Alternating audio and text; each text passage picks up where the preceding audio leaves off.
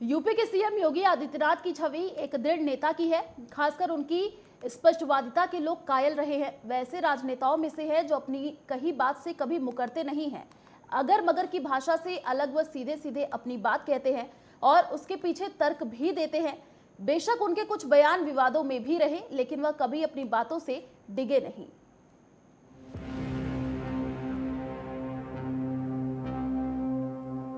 UP के CM Yogi Adityanath अपने बयानों के लिए हमेशा सुर्खियों में रहे हैं। उनकी एक प्रखर हिंदुत्ववादी नेता की छवि है। उन्होंने जब भी कुछ कहा, धारदार तरीके से कहा। उनके स्पष्टवादिता के लोग कायल रहे हैं। आमतौर पर देखा गया कि राजनीति में नेता अपनी बातों को कहते हुए दोहरे संवाद भाषा का काफी उपयोग करते हैं। किसी बात को घुमा फिराकर कहते हैं, लेकिन इसके विपरीत फिर योगी आदित्यनाथ ने जब कुछ कहा तो डंके की चोट पर कहा। विपक्ष ने कई बार उनके बयानों पर उन्हें घेरने या उलझाने की कोशिश की, लेकिन योगी आदित्यनाथ की अपनी शैली है। उनकी स्पष्टता ही उनकी ताकत है और लोगों में उनके प्रति विश्वास जागता है। योगी आदित्यनाथ मार्च 2018 को इलाहाबाद की फूलपुर की रैली में बोल रहे थे। उन्होंने रैली में कहा था कि होली और जुमे की नमाज एक ही दिन पर आए तो अफसरों ने इसकी तरफ ध्यान दिलाया। तब उन्होंने अफसरों से कहा कि होली साल में एक बार आती है, जबकि जुमे की नमाज 52 बार आती है। ऐसे में होली में रंग खेलने का समय कम नहीं किया जा सकता। मुस्लिम धर्मगुरुओं से, इमामों से और संस्थाओं से आग्रह किया गया है कि वो नमाज का वक्त थोड़ा आगे बढ़ा दें। सांप्रदायिक सौहार्द बनाए रखने के लिए इस अपील का असर हुआ और इमामों, धर्मगुरुओं और इस्लामिक सेंटर ने जुमे की नमाज का समय आगे बढ़ाया। योगी आदित्यनाथ की अपील का ये असर था कि उनके इस बात में स्पष्टता थी, राग द्वेष नहीं। जिस तरह उन्होंने अपील की कि मुस्लिम धर्मगुरुओं ने महसूस किया। मार्च 2018 में सीएम योगी आदित्यनाथ ने एक पत्रकार से पूछा था कि आपने दिवाली अयोध्या में मनाई, होली मथुरा में मनाई, तो ईद कहां मनाएंगे? योगी आदित्यनाथ ने जवाब दिया कि मैं हिंदू हूं, ईद नहीं मनाता, लेकिन अगर कोई शांतिपूर्ण ढंग से ईद मनाना चाहता है तो सरकार पूरा सहयोग देगी।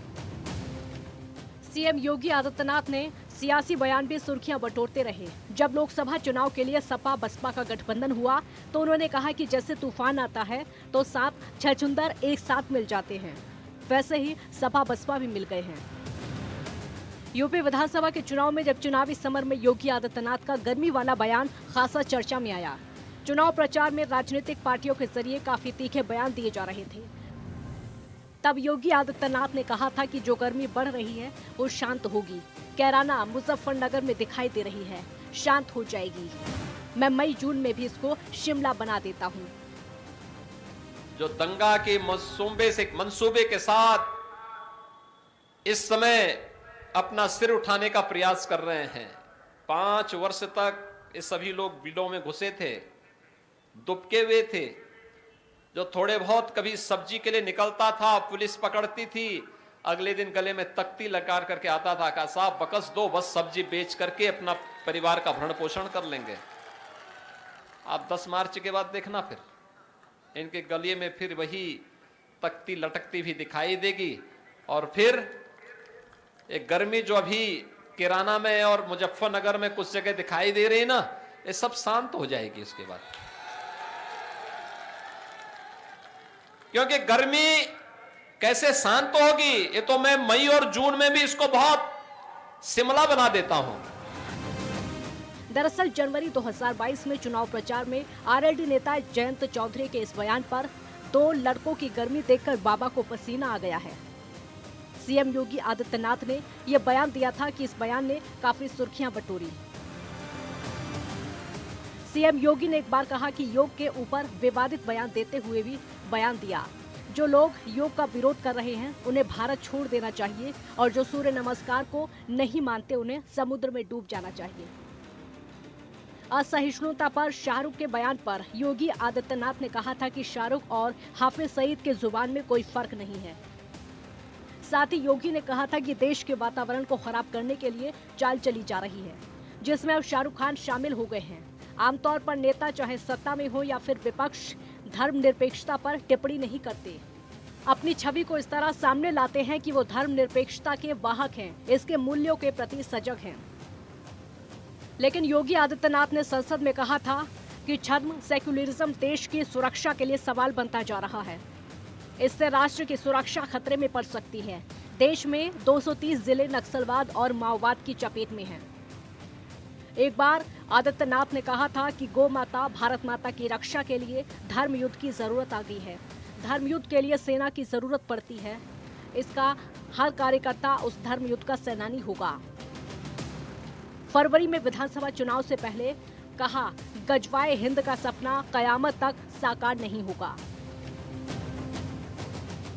सीएम योगी अपने विरासत के प्रति सजग रहे हैं। उनका स्पष्ट कहना है कि जो चीजें हमें विरासत में मिली हैं, अगर कोई व्यक्ति किसी दुराग्रह से उन्हें नुकसान पहुंचाता है, उद्दंडता करता है, तो उसके खिलाफ कानूनी कार्रवाई करने में संकोच नहीं करना चाहिए। यूपी में हिंसा और पत्थरबाजी के साथ साथ माफियाओं के खिलाफ बुलडोजर एक्शन पर मुख्यमंत्री योगी आदित्यनाथ ने प्रतिक्रिया दी थी। बुलडोजर की कार्रवाई जारी रहेगी। प्रयागराज में सीएम का घर गिराने से सरकार पर विपक्ष ने निशाना साधा था। तब उन्होंने कहा कि बुलडोजर की कार्रवाई पेशेवर अपराधियों और माफियाओं के विरुद्ध है। ये कार्रवाई सतत रखी जाए, बस किसी गरीब के घर में गलती से कोई कार्रवाई ना हो। योगी का एक बयान इन दिनों काफी सुर्खियों में है। उन्होंने जनसंख्या दिवस पर कहा कि ऐसा ना हो किसी वर्ग विशेष की आबादी बढ़ने की स्पीड मूल निवासियों से ज्यादा हो जाए। एक ही वर्ग की आबादी बढ़ने से अराजकता जन्म लेती है। News desk, network 10।